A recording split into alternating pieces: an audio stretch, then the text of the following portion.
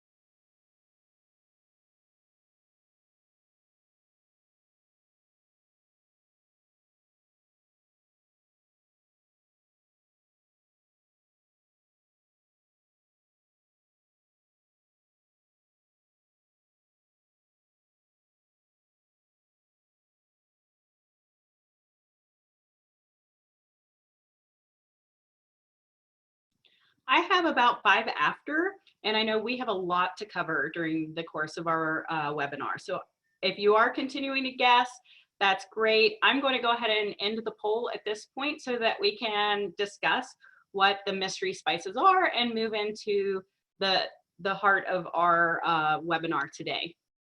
So let me end, and I'm going to share the results here with you so we can kind of go through them here together real quickly.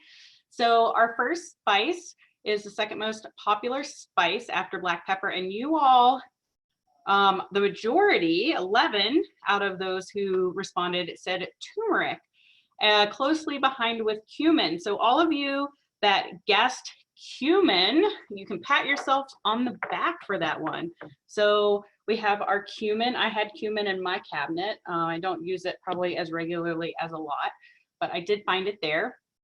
Our spice number 2 is one that I don't find in my cabinet, but I'm super impressed with how well you all did on that one, and that is cardamom. Tina has some in her cabinet that she uses. There it is. I did. Yep. And what do you use that spice for? I mainly use it for teas. It's good with, you know, with black tea and things. And it's also in chai tea as well. So I typically use it for that more than I would use it for a cooking spice. And what I have is ground. Our third spice on our list, overwhelmingly, you all believed it was cinnamon, and you are correct. So it is cinnamon. Our fourth one, again, pretty overwhelmingly, everyone thought it was black pepper, which it is the black pepper. So excellent job.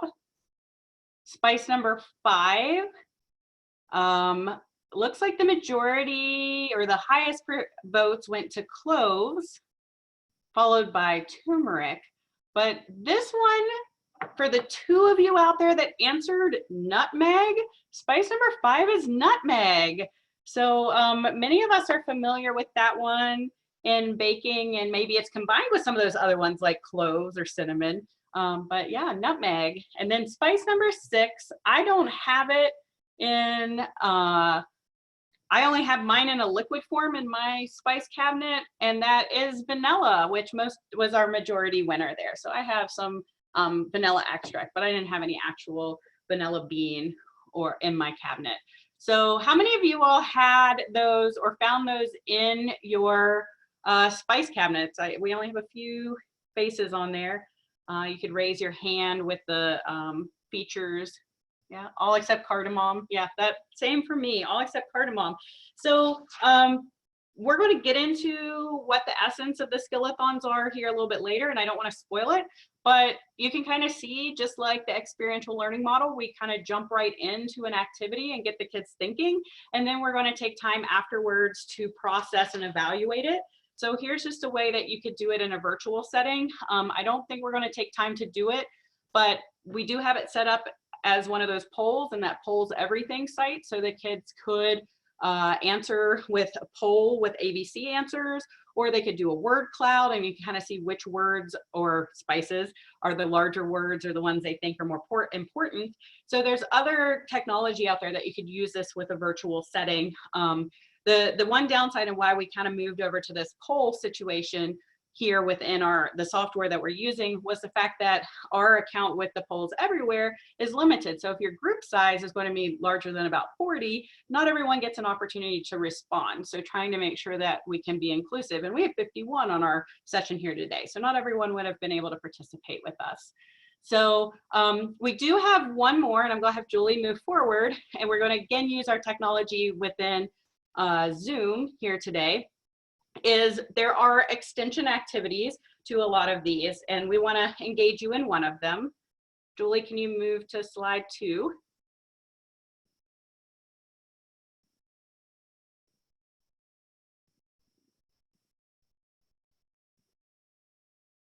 And while she's trying to figure out the PowerPoint on her end, I received a private message about my clover behind me as well. This is actually from our state 4-H campsite at Jackson's Mill, West Virginia, or Jackson's Mill, which is outside of Weston, West Virginia.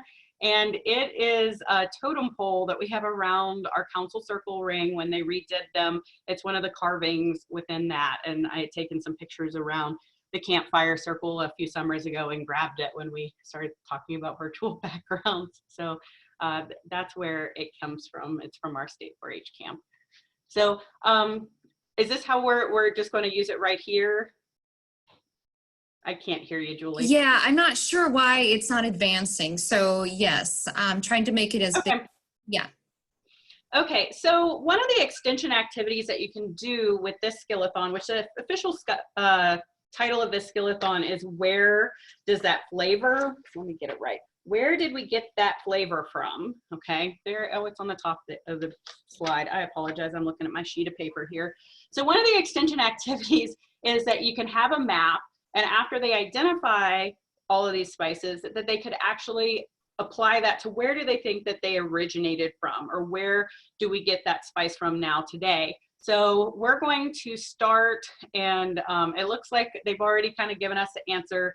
I know that our slide in working order, that circle down there, does not appear until after we allow you all to answer, but you can use the annotation features within Zoom and allow the kids to take a guess. So if you have them activated, which you may have to control depending upon how our young people conduct themselves in a virtual setting.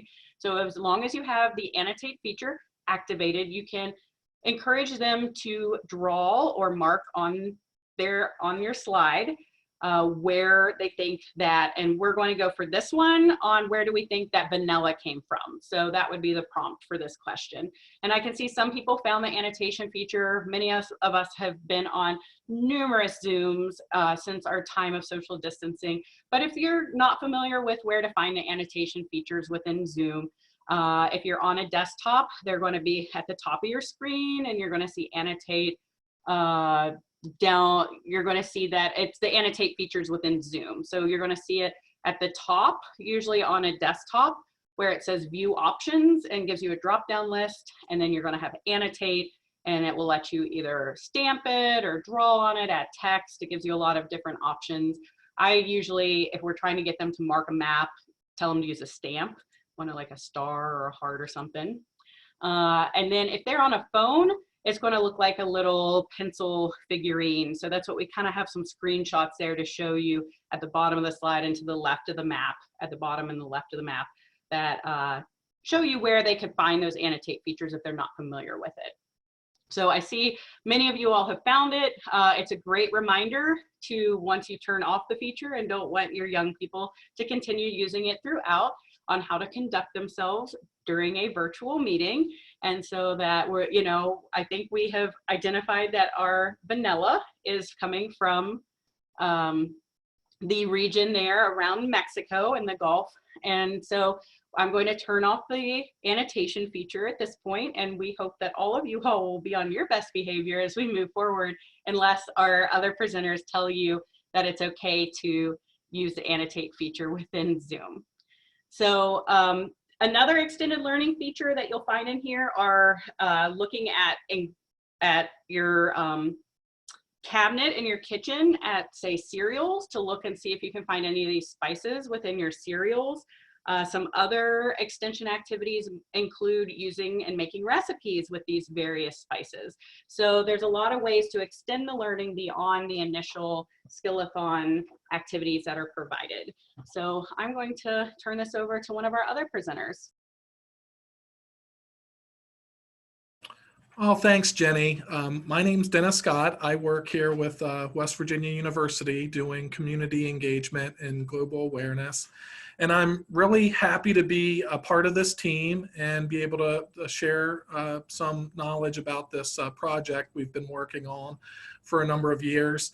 And, you know, Jenny gets to do the fun stuff with the games, and I'll go over some of our objectives here. So first off, we wanted to do this presentation so folks can gain some knowledge of the needs and origin of our global citizenship curriculum.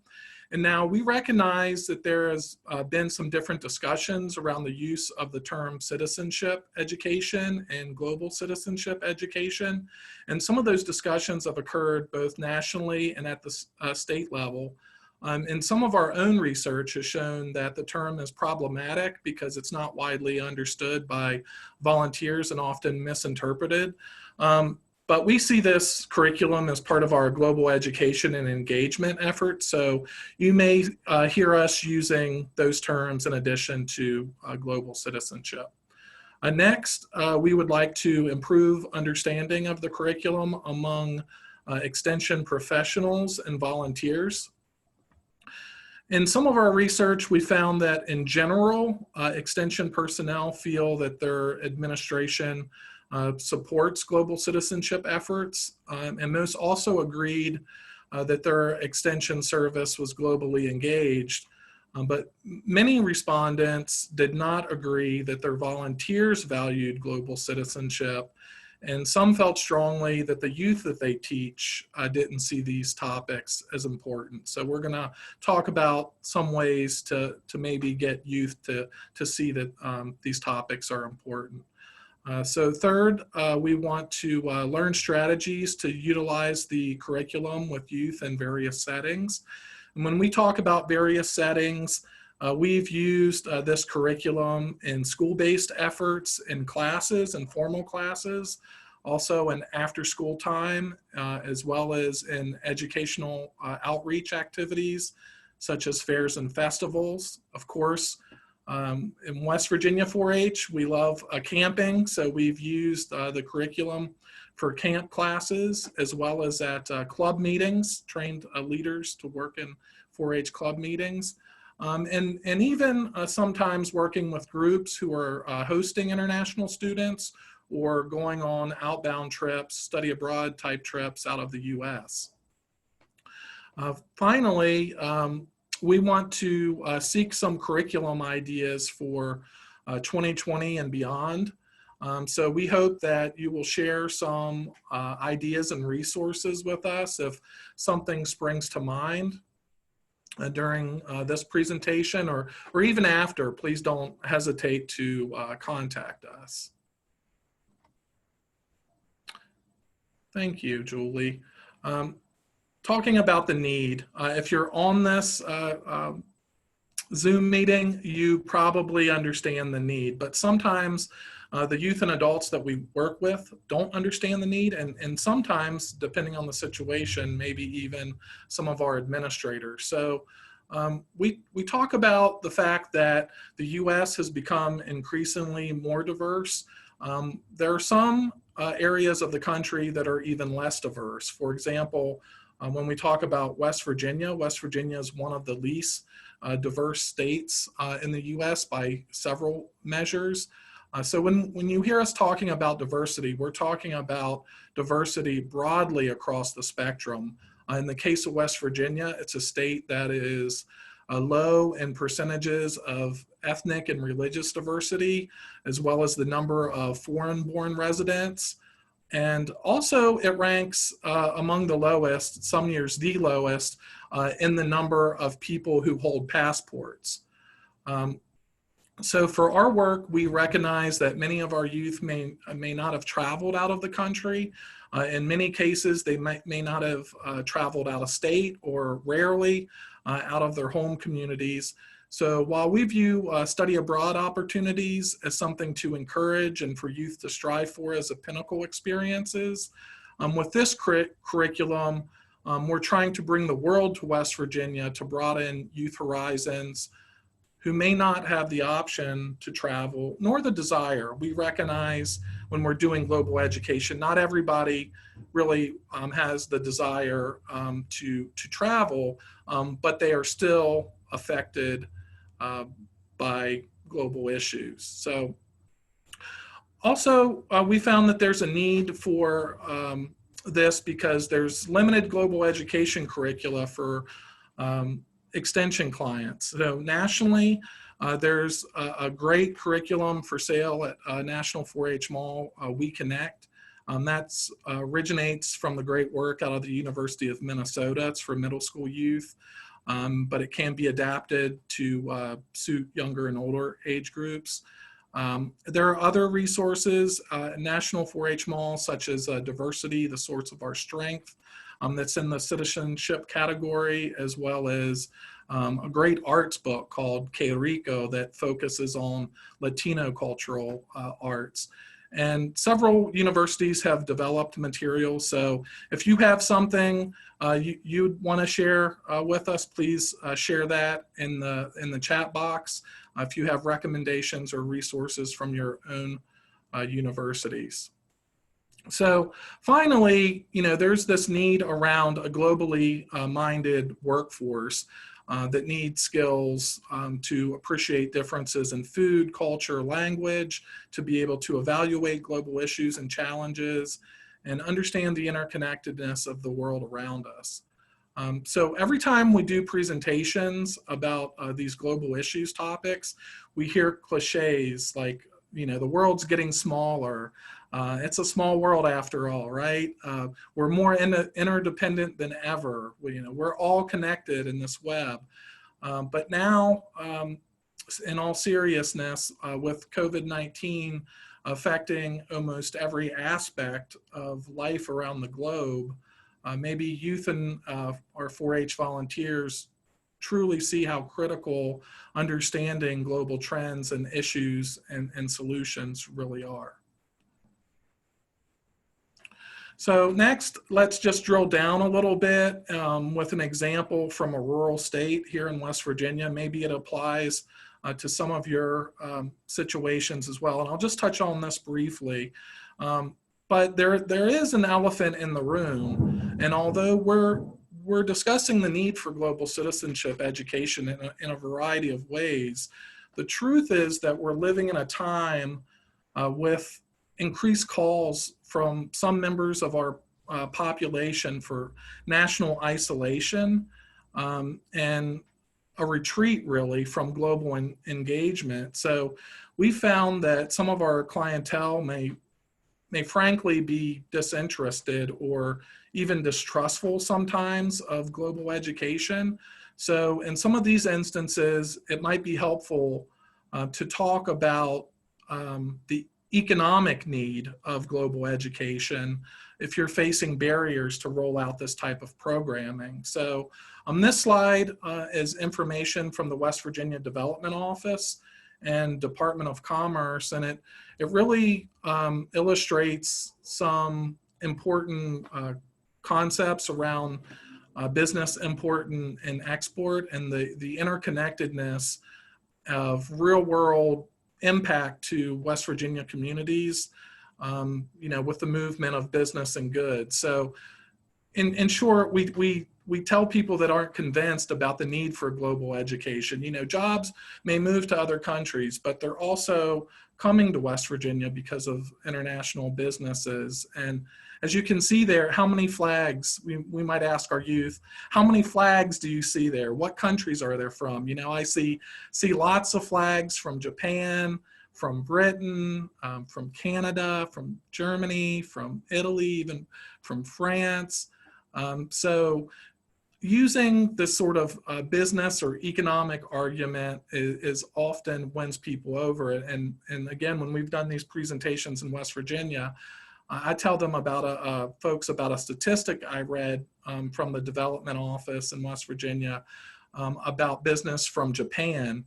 Japan alone has attracted 2.5 billion in investment. We've, as a state, have attracted 2.5 billion from Japan and 3,500 direct manufacturing jobs. So that's a pretty big impact if you're trying to convince people of the need. And now I believe Julie is going to talk a little bit about the origins of the curriculum. Julie, before you do that, if you or Dennis want to speak to where we got the data for that last visual, that was a question we have in the chat box. Thanks for monitoring that. I was on such a roll of talking through my information that I might not have talked about the source. It's from our West Virginia Development Office. They have a Center for Commerce and International Business, so we can also provide that link. Hey, thank you, Dennis. So as you can see here from the slide, I think the context and the history of the curriculum is critical for those that are interested in global education. And so, as Jenny pointed out in her opening remarks, we have been at this for 10 years. So it has been truly a labor of love. We've enjoyed every minute of it. I think everyone on the call, everyone that's presenting today have had some international experience. And so again, it's a passion for us, and we have been able to take that passion and turn it into a wonderful curriculum. So we're excited to present today. So again, it started back in 2010 with just 5 agents. And over that course of time, as Jenny mentioned in her opening remarks, we've had a number of faculty and staff that have helped author skill-a-thons that are featured in this curriculum. So again, part of the origins is that when we started this back in 2010, there was truly a lack of global education resources. We had an interest in bringing to 4-H club members, to at camp, school enrichment, and so on, global education curriculum, and we couldn't find much. And so that kind of sparked an idea for us to kind of start working on authoring some lessons. So in 2010 and 2011, lessons were authored by just a handful of us, faculty in West Virginia. And then in 2012, we started a formal call for skill-a-thons. It was an internal call for West Virginia faculty and staff to author a lesson, and we kind of had a format. And again, we will release, we'll offer some information towards the end of our presentation about how you can access the curriculum. And then we started the national peer review process shortly after 2012, recognizing that we wanted to make sure that the quality of the content that we were authoring kind of met the highest standard, which is the national peer review process offered by National 4-H Council. And then as of today, the curriculum features 37 skill-a-thons. So this next slide kind of talks a little bit about the curriculum. The lessons are all skill-a-thon based, and that's an educational lesson plan that is at its focus and at its heart is non-competitive. Yet it provides kind of an opportunities for youth to develop life skills that can include subject matter content, self-awareness. It can help them develop decision-making skills, social interaction, as well as physical skills. And we decided again back in 2010, again 10 years ago, to frame this curriculum around 5 broad categories. And they include agriculture and food, art and history, communication, media and technology, geography, and global issues.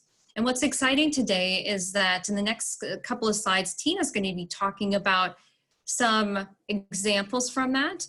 In the skill-a-thon that Jenny talked about to kick off this webinar was around spices, and that falls under agriculture and food. So not every category has X number of skill-a-thons, so it kind of varies because again, these have been authored by faculty and staff within West Virginia University based on our interests and our expertise. So I am going to pass the floor, I think, over to Tina. Tina, she's going to talk about some variations and expansion of our curriculum.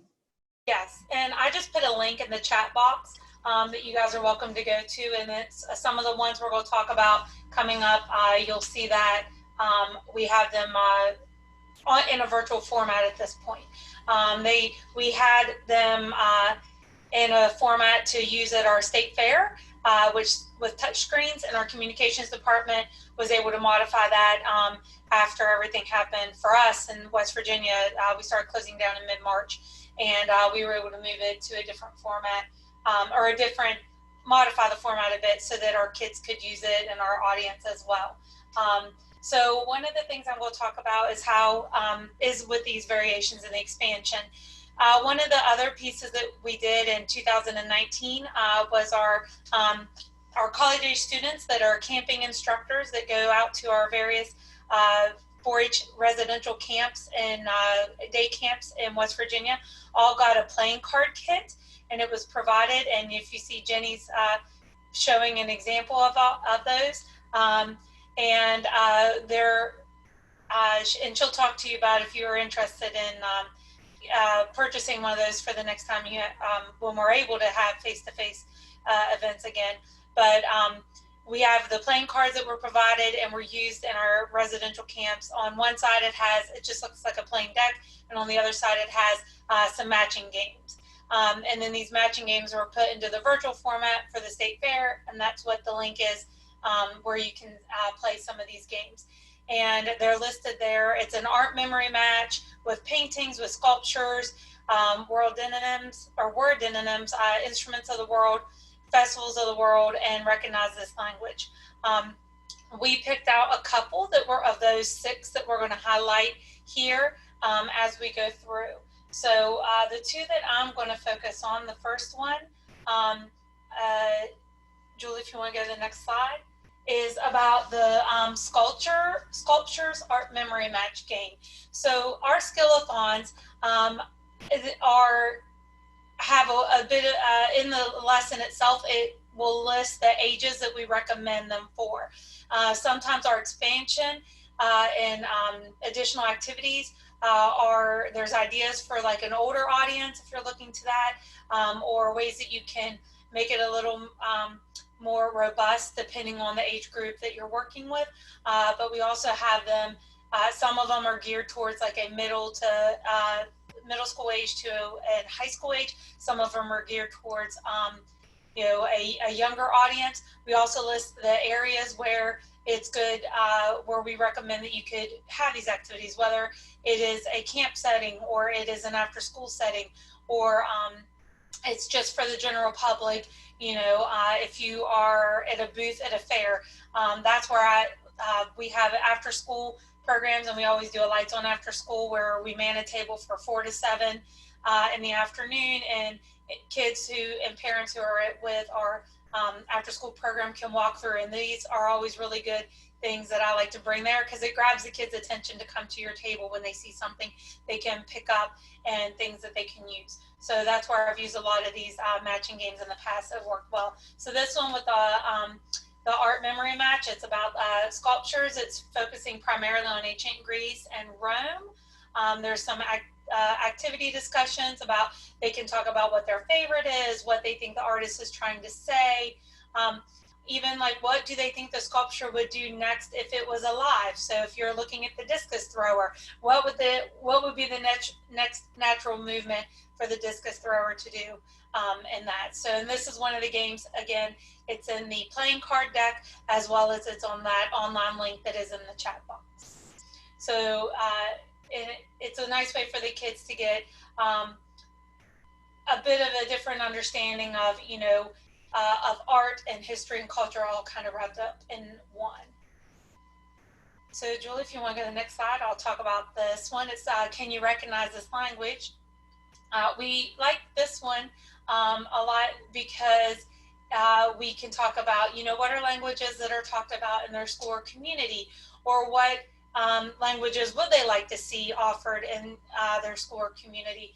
We also can talk about how typically in West Virginia, you see a lot of French and Spanish, and then you see some German historically that are offered as foreign language, high school credits. But when you look at, like, for example, the United Nations, they have these 7 languages that are official. And if you look at the top 5 spoken languages in the world, we have English, Mandarin, Chinese, and Spanish that are all that are in the top 3. And the lesson will give you a lot of the information about the different languages that are used in various settings and things, and how many languages there are worldwide. So it's a nice way to talk about kind of what we see within our communities, as well as what is out there in the world in general, especially for some of our kids who may not be aware of how many people speak. They have a very English-centric mind, I guess is a way to say it, in some of our areas. And this is a nice way to kind of broaden And then I think the next one we're going to go to is Jenny's slide, and it's on word synonyms. I'll keep wanting to say world for some reason there. So. No, I honestly believe that the skill-a-thon title is world synonyms. So that's probably why you're trying to say that. So Tina put it in the chat box. Looking at our time, do we want to pull up one of the ones? I know we demonstrated it probably the last time. One of the matching games that were coded by our technology, or have anyone been playing with them at home while Tina was talking?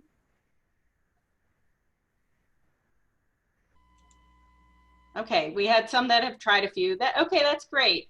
So know that those are a tool. We haven't actually pushed that out yet to NAE4HA and the sharing group, and or put it into the repository that National 4-H has been collecting for at 4-H at home activities, because we kind of wanted to wait and make sure that you all were the first ones to see that at home resource was available to you. But know that we will be sharing that hopefully with colleagues across the state here in the very near future, so that they know that they have that asynchronous activity that they could use at home during this time. So the world synonyms is available through that. It says that is just, so we ask them, why are we tracking? Okay, so we asked them so that we could have a little bit in terms of statistics of who's actually visiting their site. So when they come through at our state fair and they're using that in real time, and they will often have to identify in some manner some kind of real quick demographic so that they can kind of have some statistics and information on who it is that's coming through. So there are not different questions for different states. Basically, they coded it, and not to take a lot of their time away, they coded it so that you're kind of registering which state you're from, except if you click on West Virginia, they did drill down to what county, so we can kind of isolate which counties are using it, but they didn't try to do that for every single state. So we just get some basic information back on our end that we can say, oh, because they developed this resource, we have seen it getting used throughout the course of X number of states, and about, and this is who's using it more frequently. So that's what that's for. We had thrown around the idea of just making it like quickly put in your zip code or something else. It's just a quick to get a flavor of who's actually using this tool. So that's what it's, yeah. Okay, so you have that, and they could use it asynchronously. And the other one that we're going to demo, if you want to stop sharing, Julie, I can start sharing on my end, is Kahoot. I'm sure most of you are familiar with this app or something of equivalency at this point for engaging youth in a virtual setting. So we're going to do it here. As Julie mentioned at the beginning, the essence of our skill-a-thons are that they are typically non-competitive. This does pull in the competitive angle or side to things. So I hope that one of my co-presenters in the chat box have been able to put the same information that is on the top of the screen. And I'm going to stop my share for just a second. I'm going to restart this share here. Tina, have it? Okay, it's not showing up correctly, the same as normal on my end. Can you all see my screen? Yes, okay. We can see your screen, Jenny. It's just not, it's typically highlighted around the edges, so it's throwing me off a little bit. Okay, great, and we've got our first player. So again, with a free account, we're going to be limited to the number of players that we are allowed to have in this program. So we hope we will fill up all of our available slots, which I think for a free account is about 25. And then all of you all will have the opportunity to, if you don't get in on the Kahoot game, to plug it into the chat box. Tina gets the gold star for monitoring that chat box today, and she'll keep an eye on it as you all respond with your answers in the chat box if you don't get to play within Kahoot.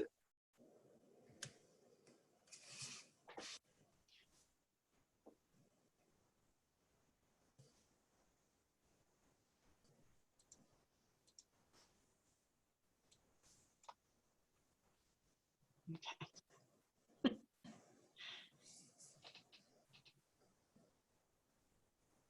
So world denonyms, we went away from the slide. Let's talk a little bit more about them. A denonym is a word that describes where you're from, a region, a town, an area. So we're all from the state of West Virginia, and our demonym would be that we're West Virginians. So what are some of your all's denonyms? You can put it in the chat box. I guess another thing, our state is well entrenched in the Appalachian region, so we would probably be considered Appalachians as well. So that would be another demonym to describe us. So what are some denonyms that describe you? Right next door, we got some Virginians, Marylanders, Georgian, Florida, okay. Hoosier. So that's a great example, and Buckeye. So those don't necessarily give us a lot of context clue to the actual name of the state or area that you're from, because they're not just a derivative of that name. So it tells us a little bit more about the values or that community. And so some of these you may find, our Kahoot game was modified off of one that Julie had already found out there, so we didn't have to reinvent the wheel. And you'll see that some of them are probably pretty simple, and there may be some that are a little more tricky because they aren't just a few letters changed out of what the country's name is. So we'll go ahead and get started. One thing that we did do to this Kahoot, when we started doing it before, we had it, since you guys are adults, okay, what do you call people from Chile? That's gonna be our first one. Turn off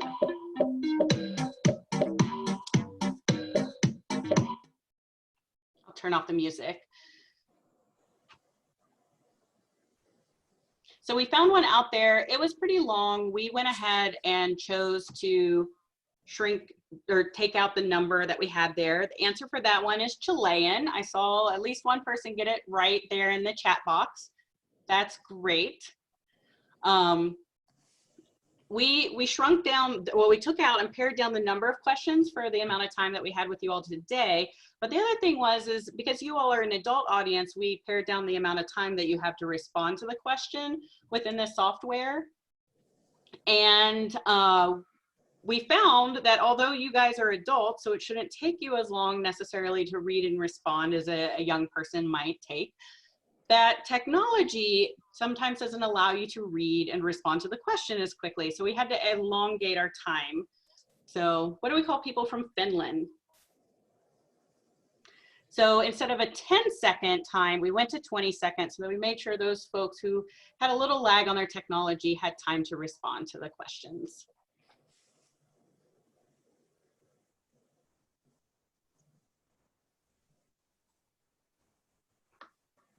Okay, so someone from Finland is Finnish. Great. Oh, and look at that. So this software, if you aren't familiar with using it, which all of you guys seem to be pros here, not only is it about getting the answer right, it's also about the timeliness and how quick you get that answer in. So this one's about people from the Czech Republic. What is their demonym?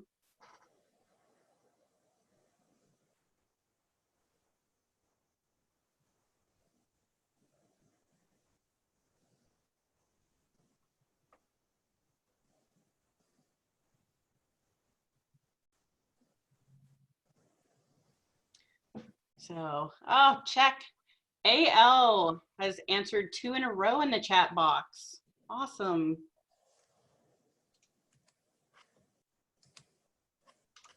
And some movement on the board here. So what do we call people from Guinea?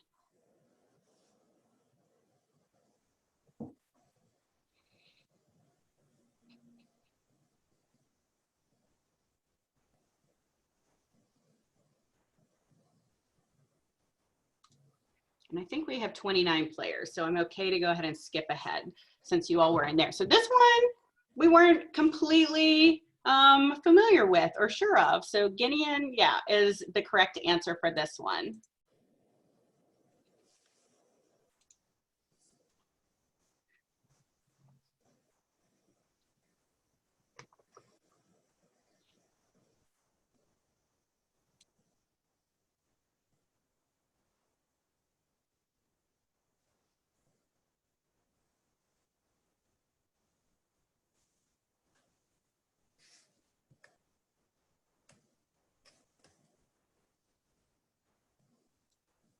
I agree, Jane, there at the bottom. So that may be something if you're using someone else's material to go through, and if you feel that's not an appropriate choice, even if it's the wrong choice, going ahead and updating it and adjusting it before playing the game. So this one, folks were a little over across the board on this one as well. So for those of you that answered in the red answer there, is it Belarusian? Am I saying that right, Julie? Yes. Okay. So I think it's making us think a little bit more as we get down through here. And one nice thing that I would like to credit to the author here as well as we're playing is that they included a flag from the country. So yet another way to expose our young people who are playing along to a little more of the culture of that country. And you could expand and talk about the flag a little bit as well if you wanted to.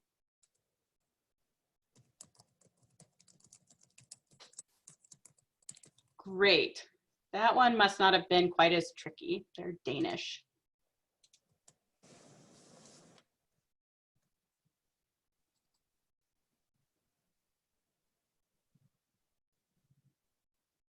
Everyone was pretty positive or in their answer in response to that. They were very quick on their answers. I have a couple more still hanging out there. There we go. So Egyptian, great.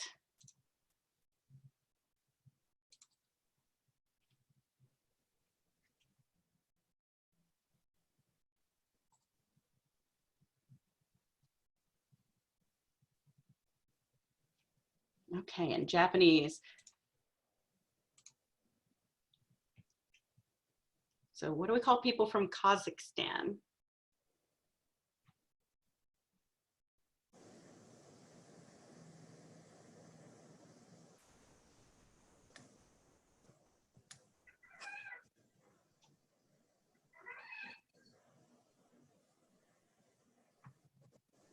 Kazakhstani.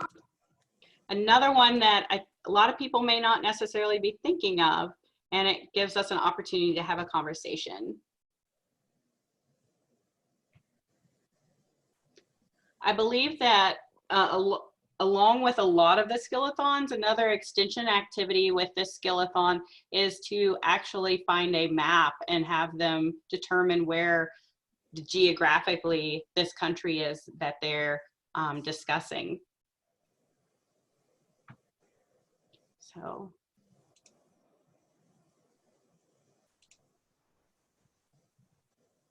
What do you call people from Brazil? And Stephanie had a good point in the chat box is, you know, the bandwidth.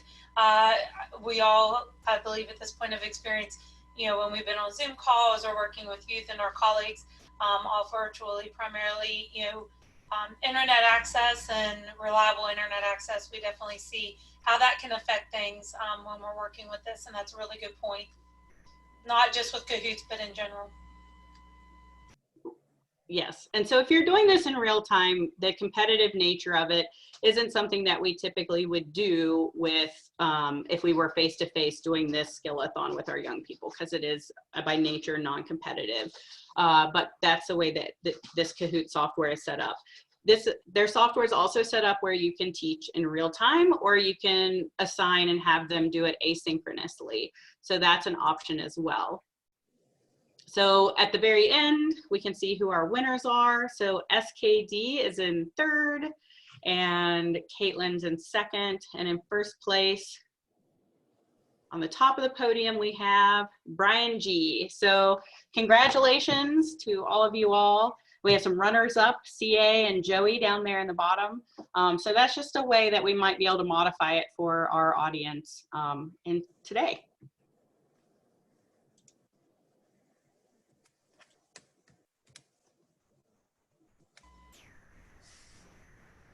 I think it's back to Tina. Yep. Again, one of the things we've looked at the last couple of months is how we can reach our audiences in new ways, and how we can adapt these skill-a-thons in that idea. So some of the other ones that we looked at, again, we have over 30 skill-a-thons, and the ones that easily could be adapted are you know, where does our food come from? Very similar, you know, kind of like similar to the flavor one. Great festivals of the world, world titles, which has come up recently. We've have highlighted about some British royalty and with Harry and Meghan, some of that it's been updated to include that. Learning English, what is beauty, homes around the world. You can look at maybe somehow how would you use your social media, print and local newspapers, and maybe do some of these activities that could be posted in, you know, on a game board in the local newspaper. If you have a good connection with a radio station, you could offer this and these activities through the radio, using YouTube channels or videos. Again, you know, being a little cognizant of what the kids may find when they do a Google search, or that might not be something you want to do with them asynchronously, but definitely you could do it synchronously so that you can kind of monitor what they may be popping up on their screens as they're doing anything through YouTube, you know, as they're searching, if you use them searching YouTube. The other thing you could do is make a video with the lesson and offer it on your YouTube channel. Our university really likes that as well, because you can make it very easily ADA compliant. So if you want to, if your university or extension has a YouTube channel and you can offer videos that way, that's a good one. I was primarily thinking like the what is beauty, and they could search out, if you were having them do searches of what is beauty for them, you know, in their cultures compared to what it is looking at other cultures. So there's a lot of different ways we can look at doing these activities virtually and have them give us their feedback, as well as provide the information to the kids and to our various audiences. And I think we go back to Jenny next. We do, and I'm going to put the three of you on the spot because I am not finding what I'm looking for. I guess I have that, my saving grace is there is a QR code that I embedded on this thing, but I am not finding the link to put into the chat box right now on how you can request a curricula. And so hopefully one of you guys can find that link and put it into the chat box. So the curricula, as stated plenty of times throughout this, has been a labor of love over the course of a decade. These lessons have been authored from 2010. All of the, oh no, and the QR code's been disabled. We'll get you the link. Lessons have been authored over the course of that 10 years, some as recently as a few years ago, and some of them are approaching that 10-year mark. So a few years back, our National 4-H Council and Shop 4-H approached us about combining all of these skill-a-thons into one comprehensive document that they could sell through Shop 4-H. And before we wanted to put this out there, we wanted to make sure that it was as current as possible and that we had tried to dot all of the I's and cross all the T's, knowing that still we're human, but trying to take as much of that error out of it as possible. So we have been working with a few of our other colleagues to make sure that everything has been reviewed, as Tina said, as up to date as possible, by even on a skill-a-thon called Royal Titles, making sure that it has the information as current as Meghan and Harry's exit from their position within the royal family there in Britain. And so we're in the process of that. It's not a quick process by any means, and we hope that it will be done by the latter part of 2020, that we will have all of it revised and ready and in one piece. Wonderful. Thank you, Tina. Gold star. Taking you to Dairy Cream Corner after this. As of right now, we do have a Qualtrics link where you can request the old material.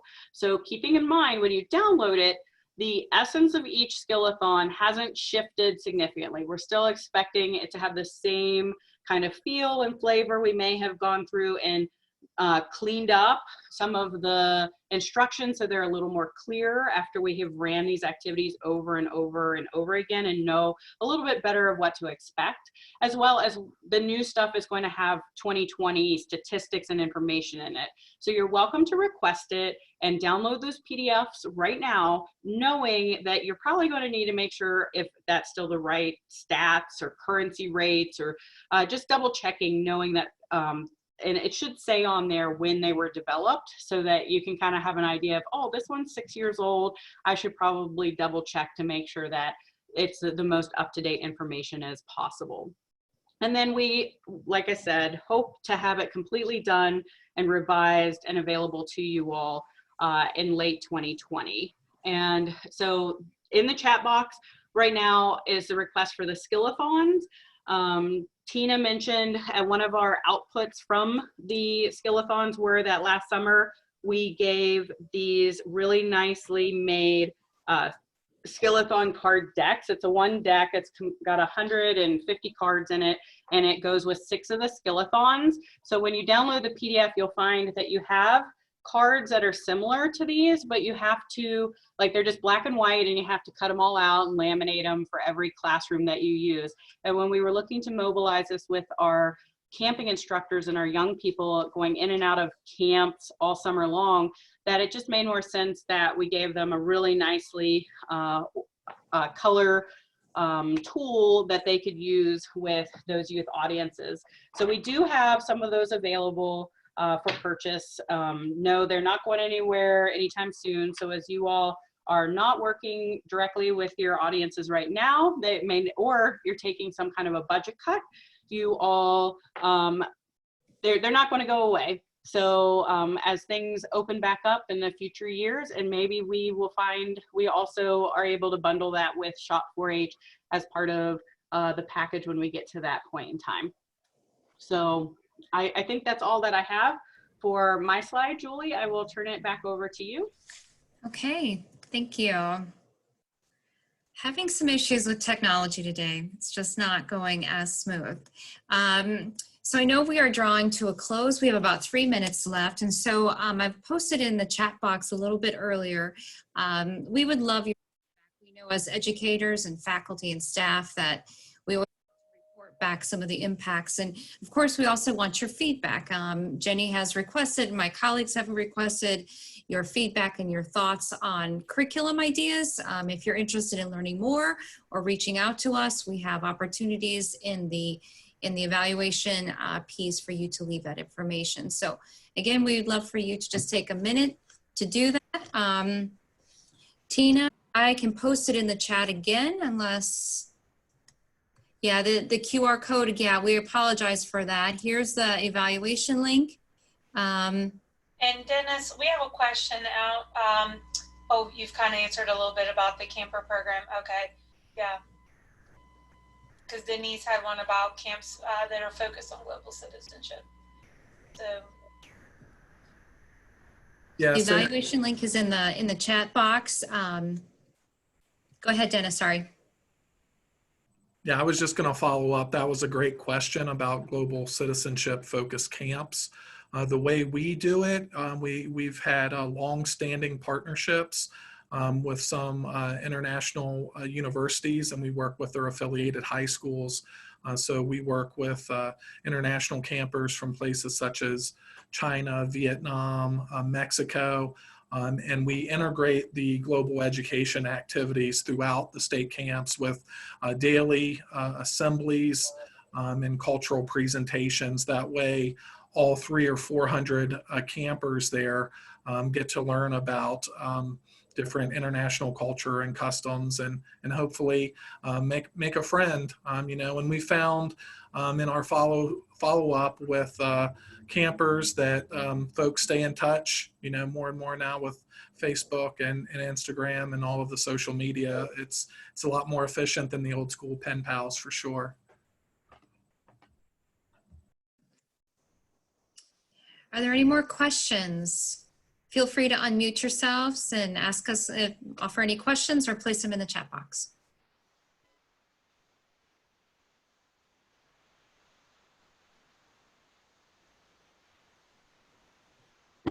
Hey, my name's Deborah Cox and I'm from Southwest Georgia.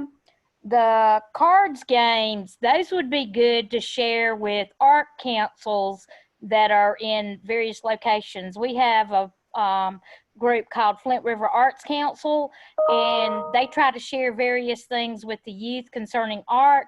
And I think this would be a good opportunity to collaborate with our art council on this. Great idea. Yeah, thank you very much for the feedback. Since most of the curriculum is not focused for this virtual format, it was great that we were able to share some of those extra adaptations to some of the lessons. So those were good tips.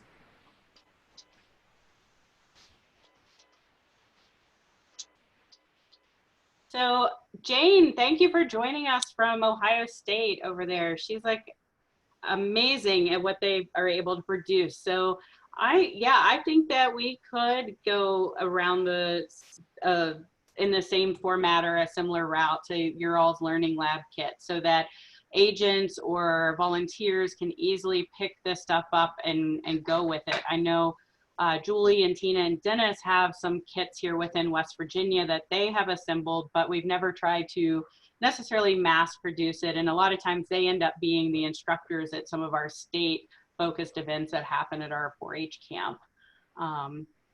And for Christine, we can definitely share our contact information. We have several handouts as well as the PowerPoint that I don't think we've talked about it formally, but I believe that our next steps probably would be to get that to Mary Jo and to John Meidel there at the office for NAE 4-H YDP, and be able to follow up with an email for all of you all being able to participate today. Yeah, if you send the PowerPoint to JJ and any attachments you want to include, he can upload those into the archive section when he puts the recording up there. Great, thank you. And I just added our email contact info real quickly into the chat box if anyone would need it as well. And Tabitha, if you want to stay on for a couple minutes, we can talk to you a little bit more about the skill-a-thon format. That's no problem.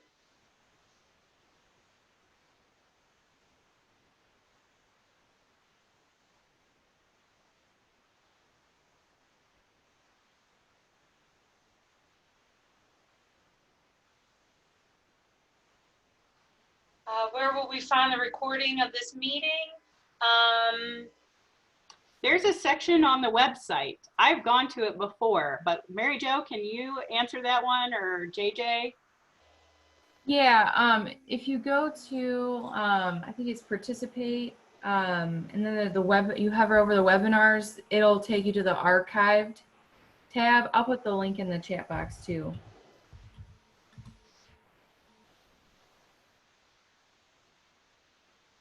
So it sounds a couple clicks away from our association website, main page. There we go. Thank you, Mary Jo.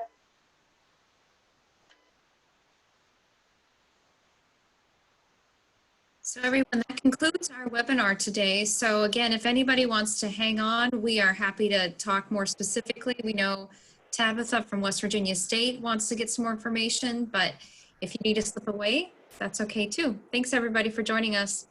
Thank you so much. So the, where did I miss it? The age, or wait a minute, go ahead, Jenny. Are you looking at the age piece? Yeah. So the age, it depends per skill-a-thon as to which audience it works for. If you go into the request, and that will be one of the handouts, we have developed one of the auxiliary pieces for this comprehensive notebook full of them is kind of an at-a-glance guide. So it has all 37 listed, and it says like this one takes 20 minutes and this one takes 40 minutes. And it also then has all of those different age groups, and it has a check mark if we think that that's an appropriate audience to use it with. I will say we're all extension professionals and inherently have this skill set to adapt and modify if we need to kind of scale it up or scale it down a little bit. But it does identify within there the delivery methods or modes, audience, and how much time it's going to take for you to be able to prepare and actually facilitate. Thanks. I had another question regarding, and I think I missed it when you guys were talking about the curriculum in itself. So if I understood it correct, it has been developed, and there are certain sections that, for example, the skill-a-thons that we can request what skill-a-thons we would like. Is that correct? Yeah, at this time, the link is well buried. Let me see if we can pull it back up to the. I have all the links, like Okay. I have opened up all the links on my browser that I share. So the one that is a Qualtrics, it kind of, the first page of it is just descriptive text that tells you kind of about what they are, and has some links to like that at a glance guide and stuff. And then when you get farther in, that's where you actually identify which ones you want. If you want all 37, if you only want a few of them at a time. And then it's set up with the trigger email. So as soon as you go through that survey completely, it will email you all the PDFs that you request.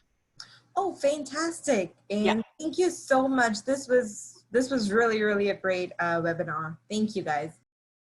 Thank you for joining us. Yeah, thank you so much for your participation and feedback, and for sharing the work that you do as well. That looks pretty cool, the cuisine. Yeah, I just read the spice thing. I was like, oh my God, this is such a cool idea, to just like the beginning of it, just to engage. And as you said, as you guys started with, that it just gets the kids to the mindset of starting to think, and then they're immediately like engaged in something. So that was really, really cool. Well, and many of these between Julie and Tina, they've done a lot of the authoring on that. So there's one in there about eating and how different cultures eat and have different ways and utensils, and and so that's a really good one that's in there. And then aside from if you're creating recipes and eating, there's also a lot on water and like milk products. So we've got to have some beverages to go with our food that you guys are going to make. And feel free to share any pictures of wonderful, yummy food recipes. I will just salivate from afar. So I'm from India, and one of the things back in the days when my parents were growing up and stuff, India has lots of cows, and you cannot eat cow if you're a Hindu based on your religion, but we use cows for dairy, right? So every farmer or household would have cows, and milk was very accessible, but yogurt wasn't. So most commonly practiced yogurt is you make yogurt at home. So for one of my sessions, we did how to make yogurt at home. So this was really, really cool, guys. I'm so excited that I stumbled upon this and got to attend this webinar. That's amazing. Well, we welcome any feedback, and as my colleagues